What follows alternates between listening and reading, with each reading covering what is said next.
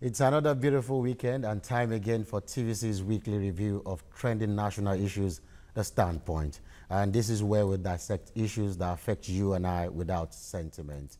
It's been a week full of activities across Nigeria, from David Cameron's fantastically corrupt statement, the anti-corruption summit in London, the deregulation of the downstream oil sector, and of course the budget implementation. The last 7 days have been so dramatic in Nigeria, but the most interesting and controversial event of the week was the deregulation of the downstream oil sector. Though the federal government said it was a painful decision to take at this time, but it is the only way out to check the corruption in the oil sector and ensure availability of the product. Opinions have been divided on the matter. What is your own take? Should the price increase, stay or go? I will expect your contribution when the phone lines are open.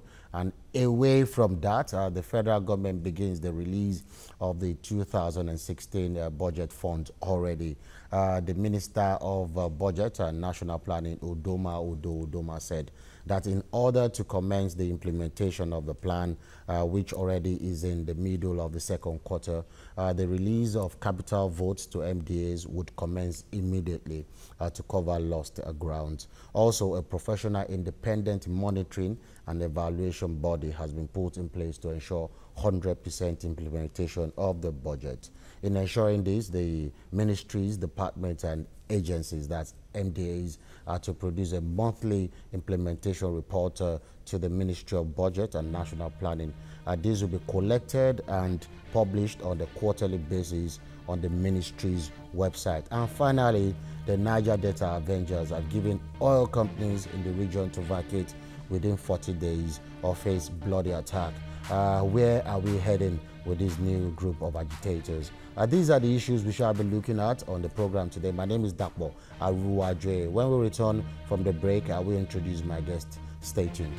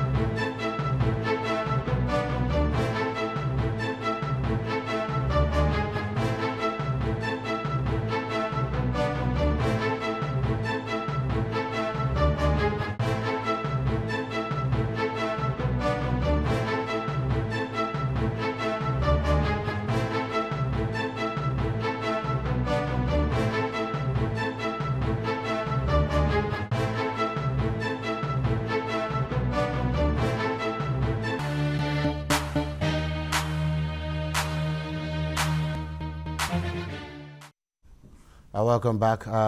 If you're just joining us, I have in the studio three gentlemen. Let me start from my extreme left. The Comrade Ayodele Adewale, a former local government chairman of Amuo Odofin local government, is an activist also. Thank you very much for joining us. Thank you for having me. And Libros Oshuma, a friend of the house and legal practitioner. Libros, thank you very much for joining us. My pleasure, as always. And finally, I have Comrade. I cannot call you Comrade. You used to be a comrade. Now he's honorable and is still a barrister, Honorable Barrister Innocent Egwim. He represents his constituency at the Imo State. Idato North constituency in the Imo State House of Assembly. How's our governor? My people, my people. He used to be my friend. Good to have you around. Thank you very much. Thank you. Let me start with you. Let's start with this deregulation. Or some people don't even understand that word, deregulation. All they understand is petrol now sells for 147 naira, and that is to some people is too much. What do you think? Well, my take there is that if you remember 1945, when during the World War, end of the World War, there's what is called Bretton Woods institutions came up with formulation of policies. Who are the those Bretton Woods institutions? What we have: World Bank, UN and all this. And these are creation of the world powers. And these people are actually there to fight what is called protectionist tendencies, which is available there. And what is called MFN principle, of most favored nation principle. So why it is good for us to know the background of all these things is that in Nigeria we are having a war between the government and the mafians that bring in fuel. So the best thing is that it's for the government, which I think that's the right thing to do, is to increase the fuel. Or the way what is happening, if you have your means to bring in fuel, you bring it. So there won't be a kind of protectionist tendencies. Because the government will have no business importing fuel. The government has no business in regulating what is happening in the fuel business. So to me, what the government, this is the best policy. I'm not talking as an APC, but this is the best government, this is the best policy of this present administration, because what is the right time to do it is now. We have no business. Like if you people in Lagos here, you enjoy fuel. But if you get to, even in Owerri, when you get to, I mean, there's an NNPC station at, even Aladima, you get there, you find out that there's a queue from here to about 20 miles. But the next man there is selling fuel.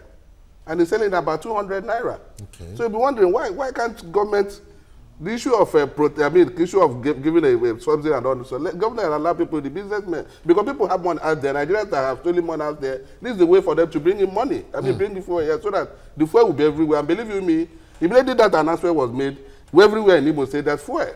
And people will be wondering, you would not ask yourself, how did the whole fuel station, how did they get the fuel that they're selling? And most of the stations sell at 147. Of course, 145. 45, yeah. Yes. So to me, this is the best.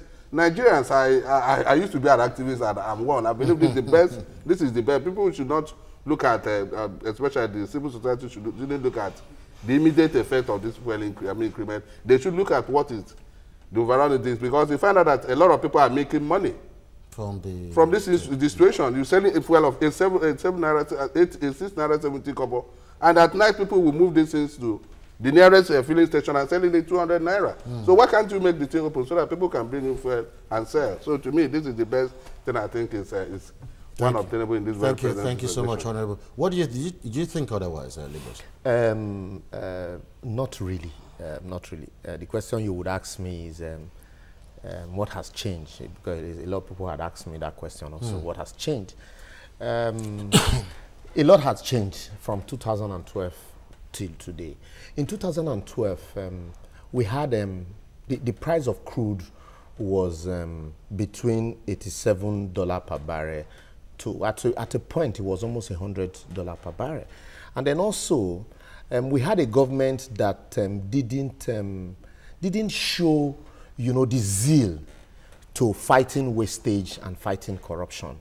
Some things, some of the revelations that people are beginning to know now, some of us that had our ears to the ground at that time knew the sleaze that was going on in government. We are aware that, there was a time, I even described it in this way, that what happens is, some of these people just create a problem, budget money for this problem and share.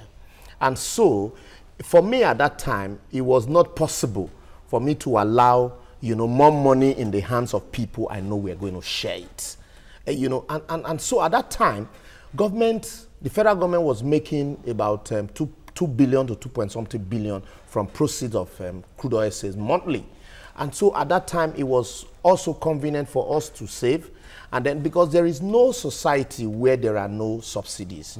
Even in the Western countries, they subsidize farming. And so at that time, it was also very convenient for us to say, look, you need to subsidize suffering. But what had changed now is you find out that now government makes, not up to $1 billion. It hovers between $500 million to $700 million monthly from sales of crude oil. Even with what is happening in the Niger Delta and all of that. So the products, the quantity is dropping by the day.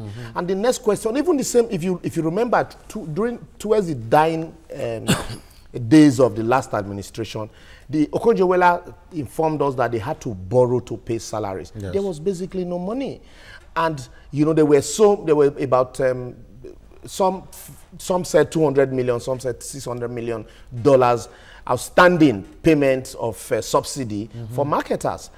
And so, you look at the situation now and you ask yourself, what had been happening from January till now is that government had been the sole importer of petroleum products. And so that wasn't working. Yeah, it wasn't working because government had been the sole importer. And because if you're a private businessman, also coupled with the forest, as in 2012, the price of naira to a dollar was between 125 to 150. And so now it is hovering between 300 to 323. And so if you're a private businessman, and because there is no enough forest for government to give you to go buy import petrol, government had to consistently import. And government do not even have enough to import the quantity that we go around. So what did government now say? Government says, well, if you have to go into the business, feel free, go into it. Since I am not the one giving you forest, I'm not the one giving you money to buy. So I cannot determine how much you will sell. But looking at the window, I have worked out the mathematics, and I know that if you buy dollar at this rate and you import products and the cost coupled with the cost of landing and everything, if you sell between 100 and 145, you would still make a profit. And so don't sell above this price to protect, you know, the consumers. So that's basically what has happened. And that's why, because government is saying we cannot continue to import because we don't have the finances. So let us open the market for those that want to come in. And since we don't have dollars to give to them at official rate, because if you give them dollars at official rate, the cost will drop. But if the man has to source for dollar at the black market rate, and then you still want to regulate, it won't go into the business.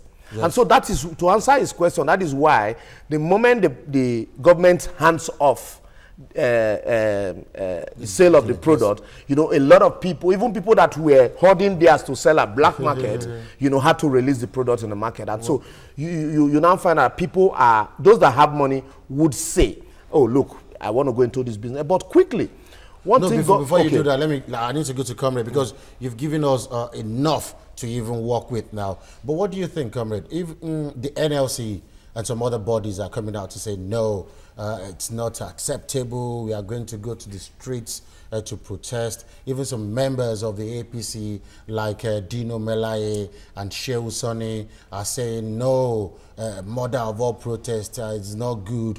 Were they not consulted when all this were happening? Well, consultation, I will not say I know the in-depth in which the government have consulted them. But as I understand it very well, because that's my constituency, yes, either you consult us or not, we do follow the trend in the country. And before they come out to take a particular position, they would have done their own analysis. Yes. But many of these positions also are predetermined by membership. You must understand that you have leadership of those various constituencies, and some people put them there. And if the outcry overwhelms them, at times they take irrational decision.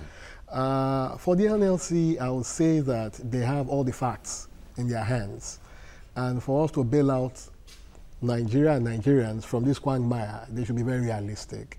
Realistic to the sense that, can we continue to give subsidy to a particular commodity at the expense of our people, at the expense of other sectors that are dying? And the AGO and PKK, they don't have subsidy anymore, so it's just the PMS now. You understand, you understand. But the thing is, can we take this money of subsidy and put it into other strata of development, like education, like infrastructure, like power, like health, and like he said, subsidize poverty?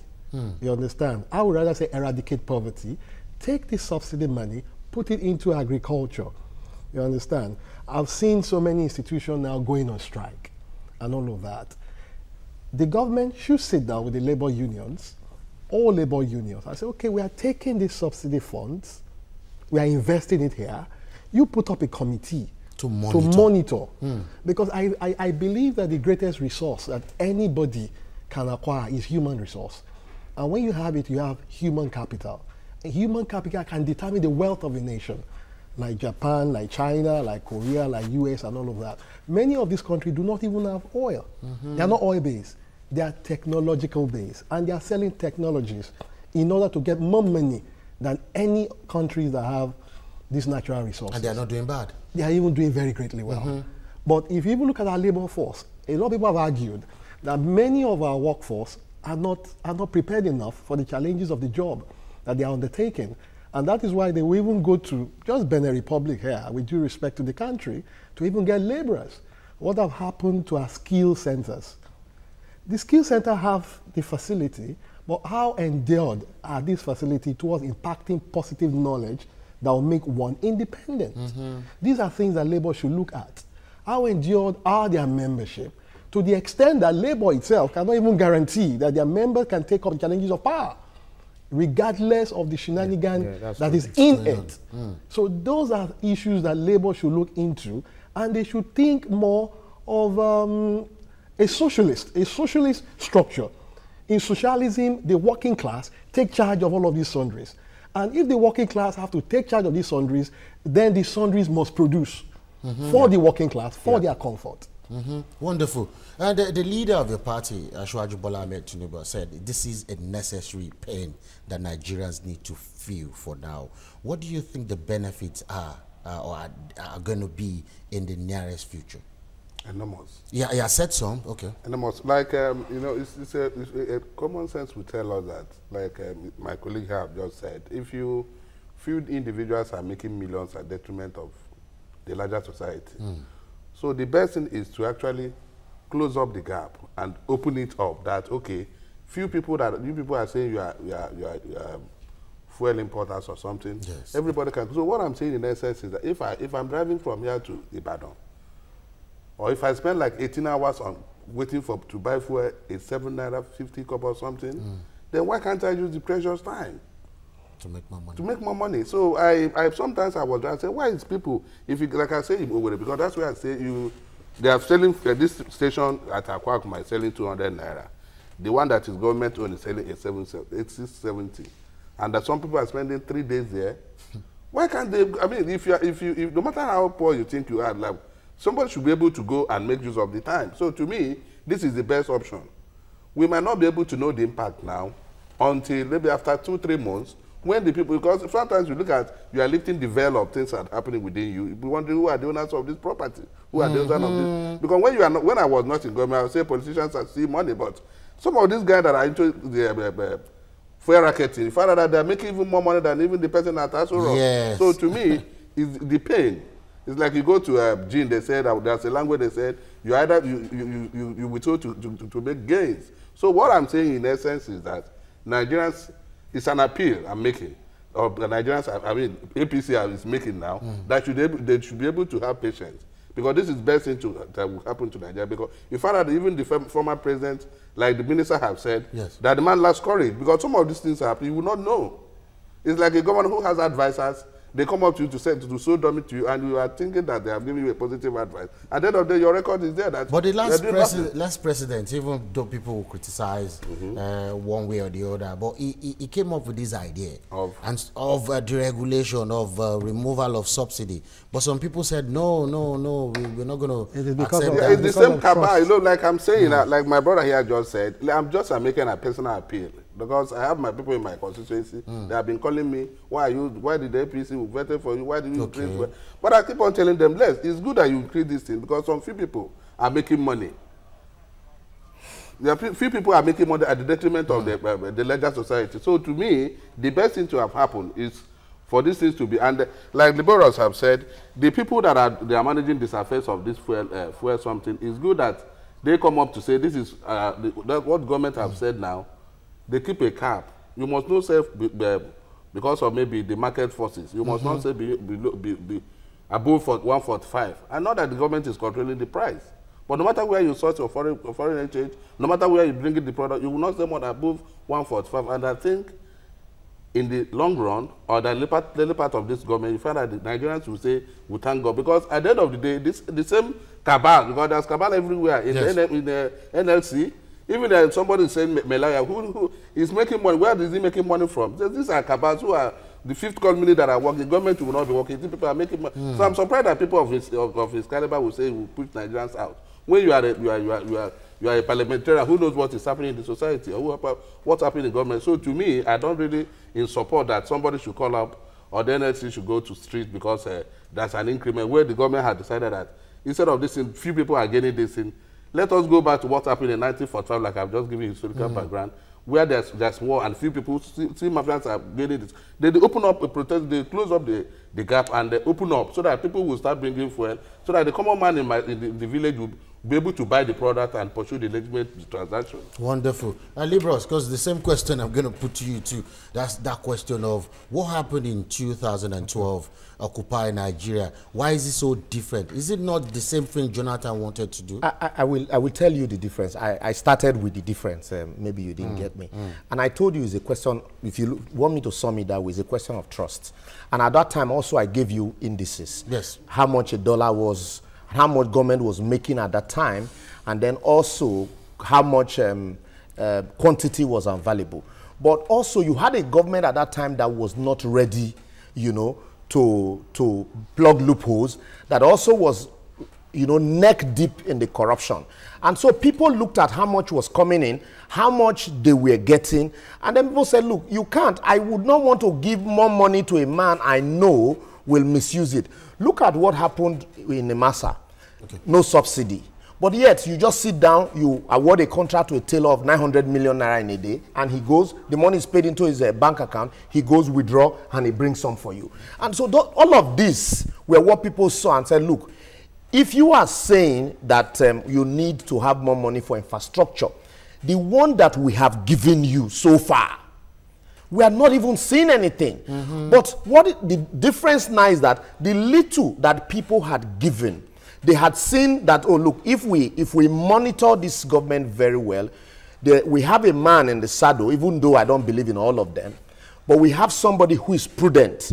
If you were in the past government and you were reckless, you would not be in this one and still be reckless. Libros, I need to interrupt you because our correspondent, Joke Adisa, our correspondent in Abuja, is standing by. We need to get the vibes. What's going on, the labor union? Have they made up your mind? Good afternoon, Joke. Yes, good afternoon. Yes.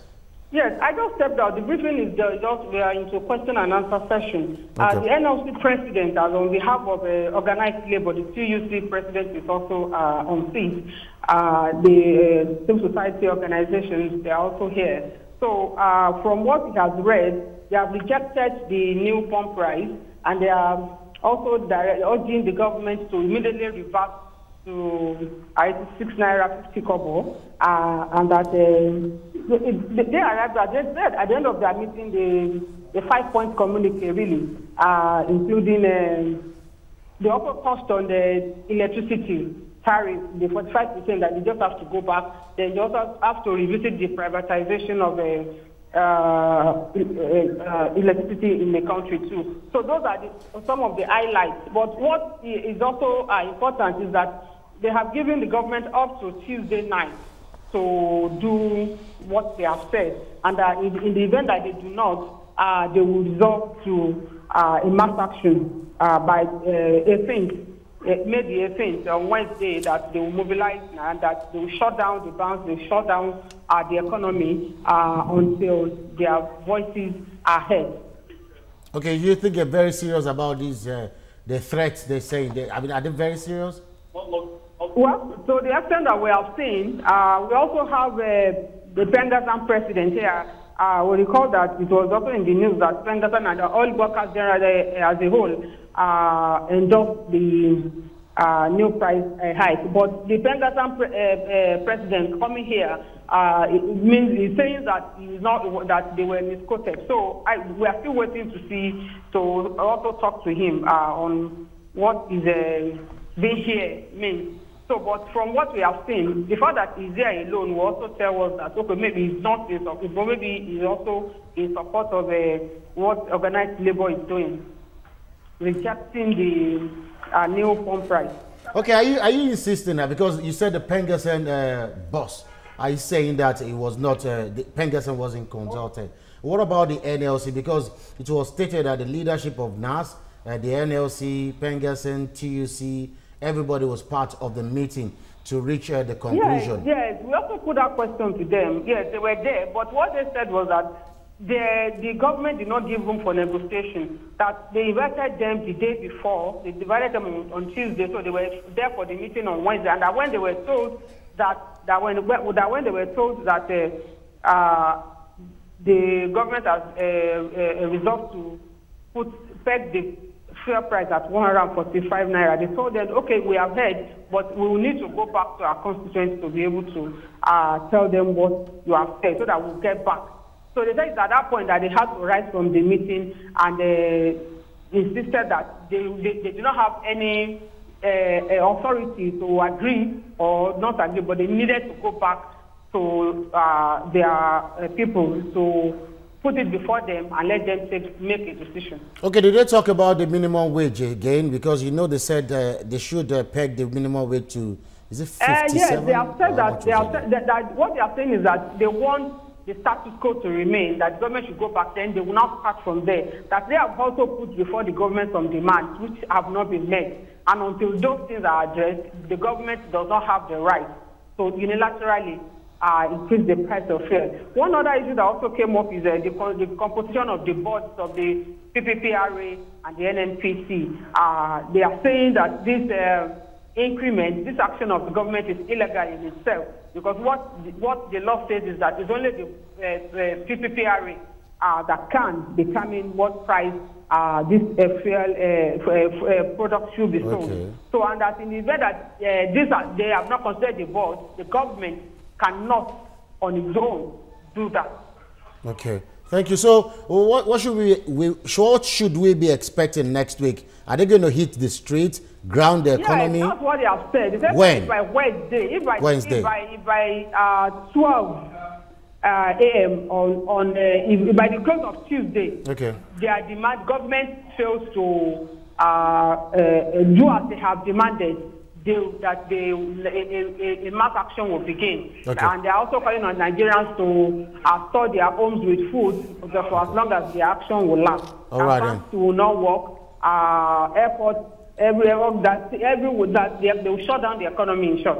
Wonderful. Thank you very much, our correspondent, Joke Adisa. If there's anything breaking, we'll definitely get back in touch with you. Thank you so much. And Liberals, I interrupted you. Did you hear that? Yeah, I heard. In addressing that, I will also tell you that if you look at this year's budget, there was no subsidy, there was no provision for subsidy payment in the budget. And this budget passed through the National Assembly, where you had Ahmed Sani, you had Dino Melaye, and they didn't oppose the fact that there was no provisions for subsidy. And so for me, this idea of, we're playing to the gallery, like a comrade has said, if majority of the constituency members, he says, we need to hit the street. So people like Dino Melaye can come out to say, yes, we're mobilizing and all of that. What we should be asking government should do, and that's why I have problem with some of these, yes, mass action. And so what we should be doing, and then the product now is dependent on two factors. One, the price at the international market, and then two, the availability of forex. And so you now ask government, how do we now go into areas that will ensure that we have more forests available in the country? That means we'll need to produce more to export. So we have, and so some of these government has talked about implementation of budget. How do we ensure that the palliatives in the budget are implemented 100%, so that in no distance time our refineries will be working, and then also we'll open up the sectors to ensure that people invest in these refineries. Wonderful. These are areas we need to be engaging the government on, and not areas where that will take us backward, and then we now sit back. It gets to a point we'll not, because the government have a strategy. What they do, you fold your hands and say, well, since we cannot provide the product, we can't make it available everywhere, we'll continue to do the best we can. You get to a point, the people will now say, well, increase the price, provided it's available. We don't want to get to that point. Comrade, what do you think? Because he said, our correspondent said, the union bodies said they're going to ground the economy that is struggling to survive. How wise could that be? And again, they're insisting that the government will have to pay increased minimum wage when some states can barely pay even 18,000. How realistic is that also?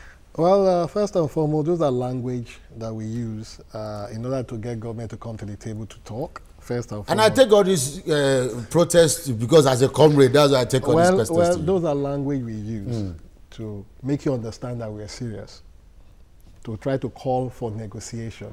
It does not mean that they don't have the capacity. The capacity is there, particularly when the people form a big cluster of apathy towards the government.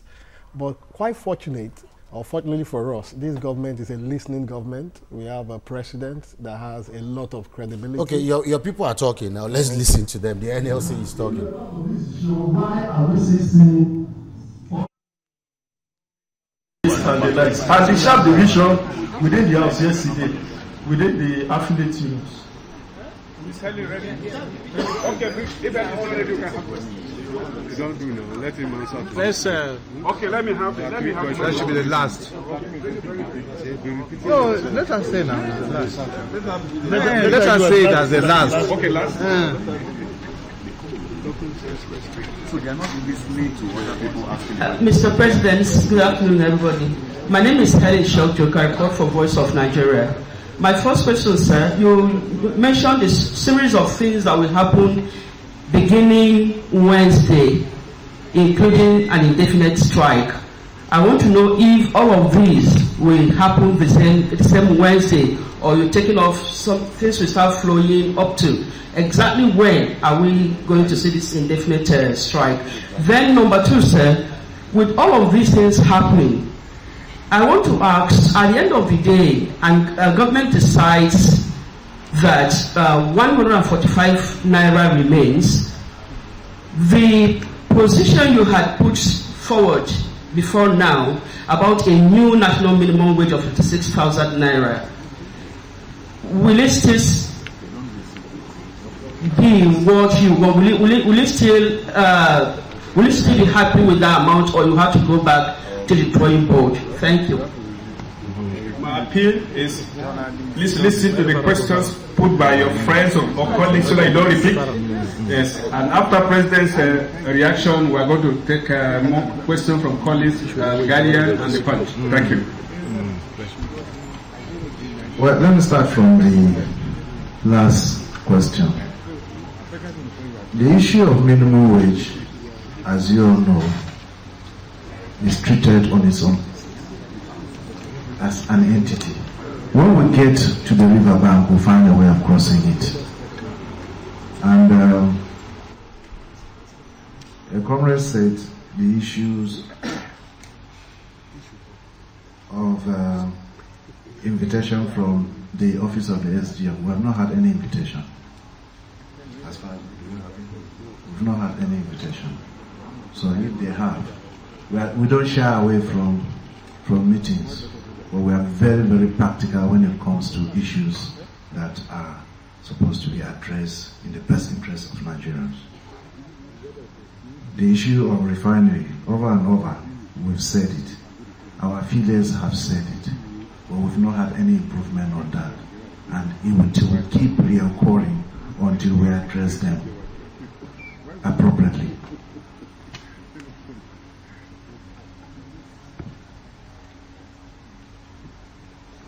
And that on the issues of the planned action for Wednesday, yes, when you're going to war, you get yourself prepared. And when you've declared that, until, even at war, people discuss. So it doesn't stop anything.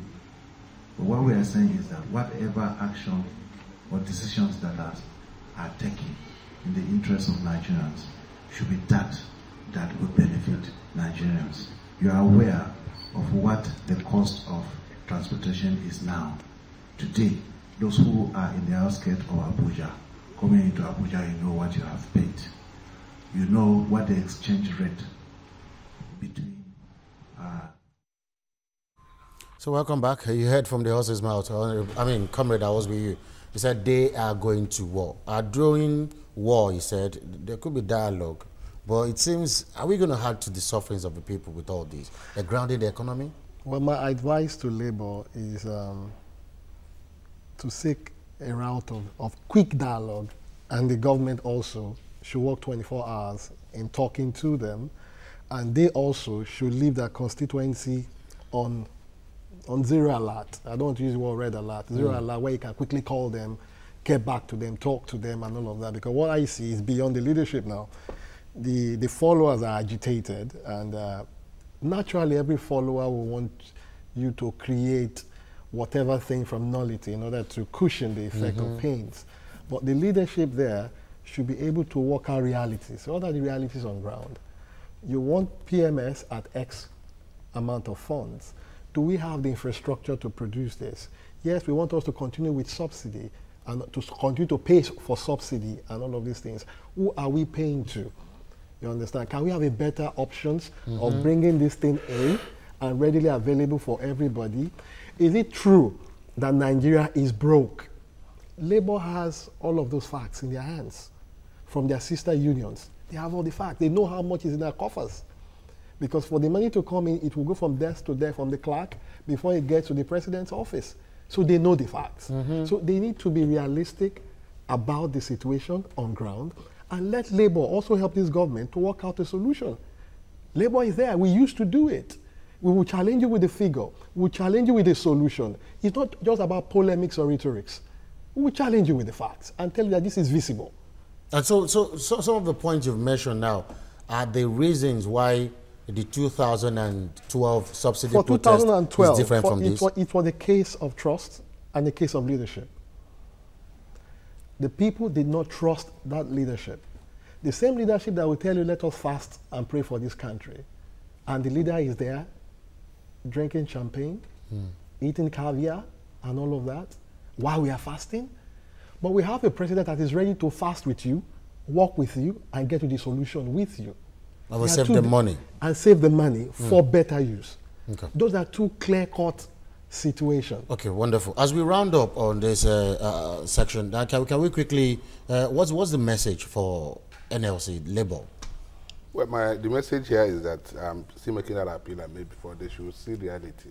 The thing is reality. It's not, NLC in Imo State drive the government to what is called 70-30. At the end of the day, they come back, they come into judicial, the parliamentary and begging what we were coerced, we are our followers. But they are making millions. Some of these leaders of NLC are making millions. So to what I'm saying, they should take the seat. They should see the reality and tell their followers the reality. The reality is that this is the best option. We should do away protectionists of all these things and let the reality be on ground that this is the best time and the only time for them. There's trust already, like my colleague said, there's trust. People have seen that people have been looted money and they're recovering money. So to me, NLC should be able to tell the reality to their people and let us forge ahead in Nigeria. Instead of taking us back, the situation of protests and protests, there's a few people who go and corner government and start negotiating and all this. We have been part of it. I'm a member of MBA in Kenya, and I took part in the what happened at the end of the day. Nothing. I have a caller from Abuja. Ifosa. Good afternoon. Hello, good afternoon. Yeah, good afternoon, Ifosa. You've heard the NLC. It's going to be war next week. Hello, good afternoon. Yeah, good afternoon. Can you hear me?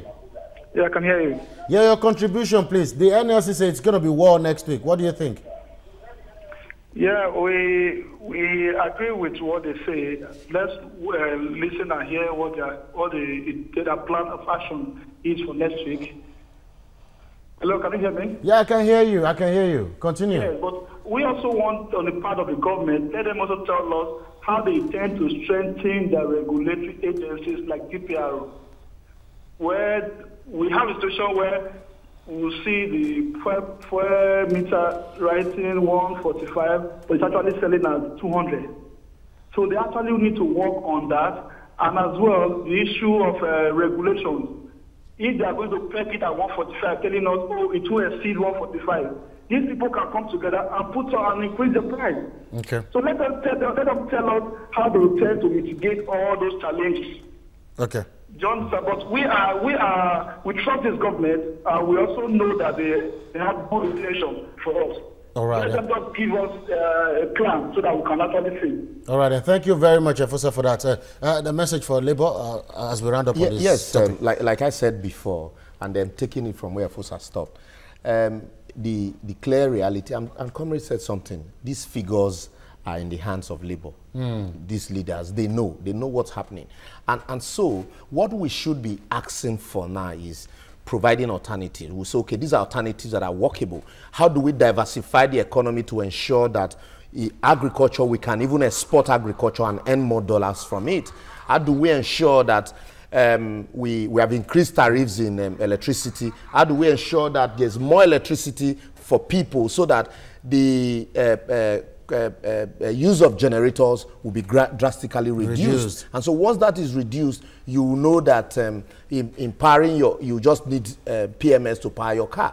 How do we ensure that these infrastructures that are provided in the budget, like the railway lines that the government has promised, how do we ensure that these infrastructures see the light of the day? How do we ensure also that the employment and trainings that government had promised, how do we ensure that these are implemented? And so that at the end of the day, you see some of these things actually take, are kick-started in the process. So this unnecessary reliance and over-dependence on one product would not be there. So these are what I expect, to be discussed at the dialogue table. And like I said last time here, when I grew up in DSC, and in DSC, then the salaries were not fantastic. And also, Comrade did call in to make this point. And Liberals, quickly, I need to take this call because Tola has been waiting for a long time. It's calling from Lagos. Good afternoon. Yeah, good afternoon. Yes. Yeah, sorry. This is what I want to say. Well, firstly, I want to say the reason why the NLC say that's going to be worked is because, come to think of it, Buhari did not carry them along. It was just a kind of decree. He's not running his father's business, number one. And my whole question is, why is it that whenever we want to make a change, it's always at the expense of the masses? We all understand quite all right that if this is being done, on the long run, when the demand is higher, when the supply is higher than the demand, the price will fall. But I think the workers should be all carried along. Shouldn't just wake up one day and make a decree. That's number one. Then secondly, what is the guarantee that we will actually have the expected result at the end? If we don't demand for it, you won't get it. Yeah, I get your point, Tolu. Yes. So that is my own. The first thing I think Buhari should apologize to the Labour, Nigerian Labour Congress, for not carrying them along. For not carrying them along, yes. Okay. Thank you very much, Tolu. That's all I can take from you. Nice so before I go to at that time, in DSC, if you go to DSC then, housing was DSC? Data Steel Company. Housing was fantastic. Education, like that.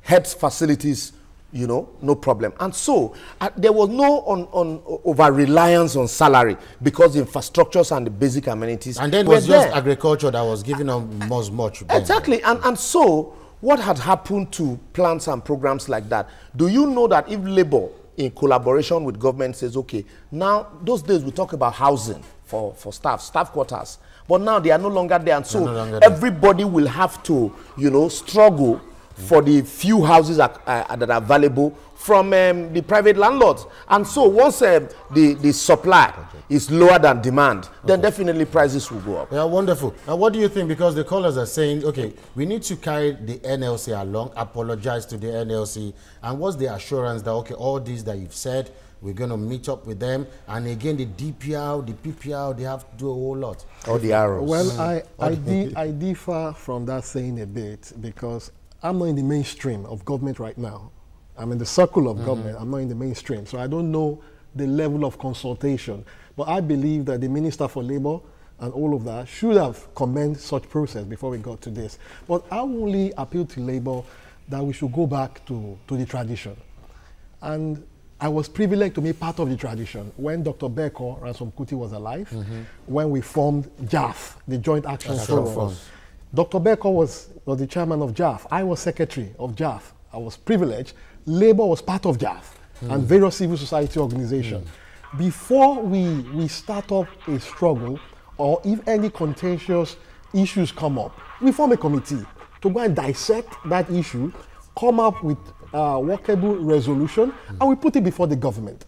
So that when we are arguing, We are confronting you with realistic facts and solution to this. We care less who is at the ends of affair.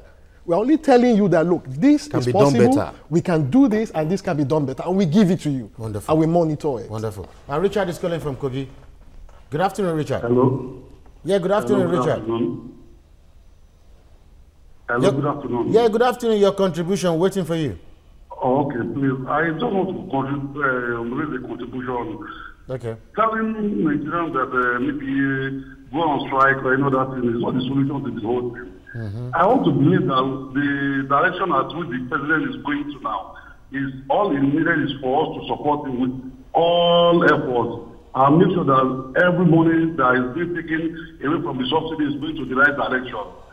By calling Nigerians maybe going for strike, going for whatever, it's not the issue. After all, the NSC is the first one that talk about removing the subsidy. So why are we now deceiving ourselves? I wonder. All right, and thank you so much, Richard. A very lovely plea there for the NLC. But with the little time we have, we need to talk about this budget. Eventually, yesterday, funds have been released for the lost, so we could cover the lost time already. But what is interesting about this whole thing is all the MDAs will be monitored. They have to submit the report monthly and quarterly. They will be published. What do you think? What should Nigerians be expecting? Is the budget of change? What should they be expecting now, and how soon should we be expecting? They should move at the executive should move at a speed, jet speed now, and the parliamentary and we are falling should do our oversight function. Let it be business as usual, where budget is released. In fact, I just heard that billions are released.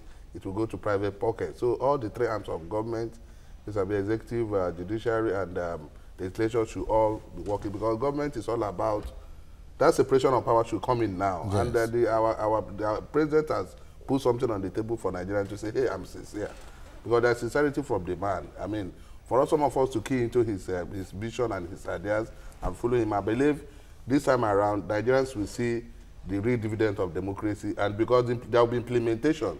It's not a question of at the end of the day, you find out that coming to the end of financial year, we're almost going to the second quarter of the financial year now, and things are not working. But I believe that the lost ground will be recovered, and things will move into. But do you think it could be 100% implementation or thereabouts? Of course, because see, when you say the implementation, things are, there's what is called retiring in people retire what the books. Okay. It's just a question of retire, because if you can't spend. Though you know the president, because of whom he is, the law allows them to spend till up to June. But he doesn't want to do that.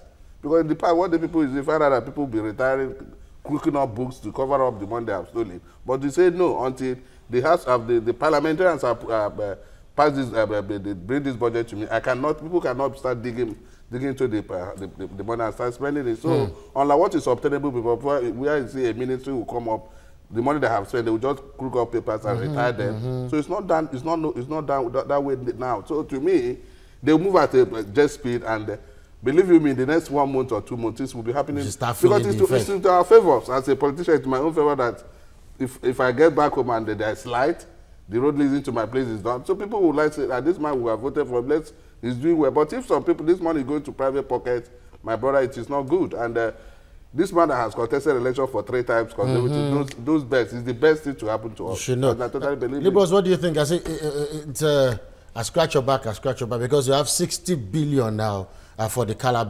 controversial Calabar Coastal Rail project, and the legislative arm of government has got their 100 billion for constituency projects. So now, what should the dividend of democracy should start flowing in? Yes, immediately, and then also budget implementation has been a big problem in Nigeria, and now that we don't have opposition party. Nigerians should know that we don't have opposition party. Just don't go there. Nigerians should know that they are the ones in opposition. And if you know that you are the one in opposition, you will know the job of an opposition party. It takes a lot. You need to monitor. You need to press for implementation. You need to talk consistently. You need to provide alternative, the way it can be done better and quicker means of doing it.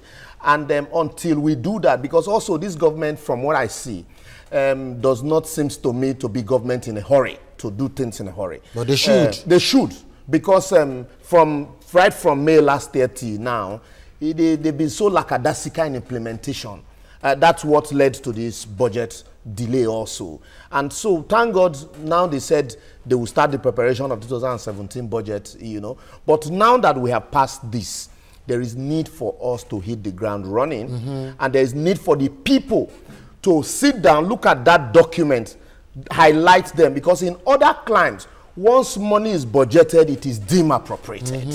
If they say they are going to commence the construction of 2,000 houses in this area from June, as at June, you now begin to ask questions. Because what is in the budget is that from June, we'll start construction. Have the drawings not been approved? We have still not seen contractor. Nobody's clearing these places. Once you begin to do that, don't leave budget for ministries to monitor alone. So the people labor also. Labor, this is where labor needs to play a very big role, because jobs are going to be created with implementation. And not grounding the economy. And exactly. And so when you fold your hands and say government will implement, you might probably just wake up one day and discover that, oh, we are sorry, we did expect that we'll do this in June, but time will not permit us. So we are past that era. And government also should know that the people, what happened to the last government, Jonathan came into office with so much trust, so much love. You saw the way people overwhelmingly voted for him in 2011. But he frittered that all away with the kind of people he had around him. This government also came to office, you know, on the crest of trust, belief in the president, not even the party. And so the president and the party, it is time now for them to build on those trusts. Otherwise, you come in 2019, people are going to be asking you the same questions that they asked the previous government. Wonderful. What do you think, comrade? Hit the ground running. Where should we start looking at? And the people, should they start expecting something almost immediately? Well, I think we must first of all educate the people that the budget is a forecast. It's an abstract. It's not as if the money is there, stricto sensu, and we pull from fund. We are going to generate the fund. All things being equal, without any hindrance, the flow of funds will be consistent. But once they are of foreseen situation, like what is happening in Niger Delta now, the Fulani Hemsmen issue and all of these things, this thing can affect revenue. And once it starts affecting revenue, God forbid there's a war, full-blown war somewhere around the world where we get people that come to buy our products, it affects our inflow. So we must also look at that aspect of it and making sure that we are all involved in providing security or information for our security agencies to protect the territorial framework of Nigeria for our inflow. Aside from that, if I am the NLC president, what I would do, because one, you must appreciate that Nigeria is for Nigerians. And if Nigeria is to succeed, everybody's hands must be put on them. Because we voted in this government, and we must help them to succeed. I will form a shadow cabinet. I will form a shadow cabinet. For every ministry, I will create a team to also create a policy and create framework that we believe is possible. Because we have our people in there. They are the one providing, they are the one producing. They are the one that knows the terrain very well. And if you key them into it, things will work. Aside from that, I will insist that this subsidy removal, one, I want it to go into energy. We are going to review the process in which those people got the license of generation, distribution, and all of that. If we claim that we don't want to have people to be sent off work, we must also insist that we want to retrain our people, check their capacity, and also look at the weightiness of many of these ministries. You have some ministries in some departments, it's over-bloated. You trim it down. You take those people into other sector, productive sector. You understand? We are not going to sack them. For instance, I want to be railway. We're going to train some of them to become either railway engineers or skilled workers to put up these tracks. Wonderful. You understand? And there's bilateral agreements also. You work with countries that have done it very well, and the president is moving there. Bring them in, tie them to the project, tie them to our institutions. They said they will even involve the private sector. You understand? Also. And we also tell government that, look, we've been having too many strikes in our institutions. We want it to be free. From primary to tertiary, it is possible. This is how we want to work it. Bring the funds, bring ASU into it, bring NANS into it, bring KWASU, bring SANU, bring the Saturai, bring everybody together, put the fund, and we all work Nigeria together for Nigerians, and everybody be happy. Wonderful. Time is not on our side, gentlemen. All I have to say now is thank you very much, Honorable Barrister Innocent Egwin. Thank you so much. And also, Barrister Libros Oshova. No, he's going to come to very soon. He's going to come to yes. I will carry his poster for APC, hopefully. Comrade Ayodele, thank you also for coming on the program today. And that's our package for today.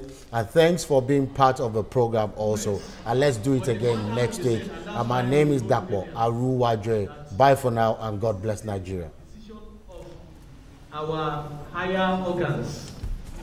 They have certain.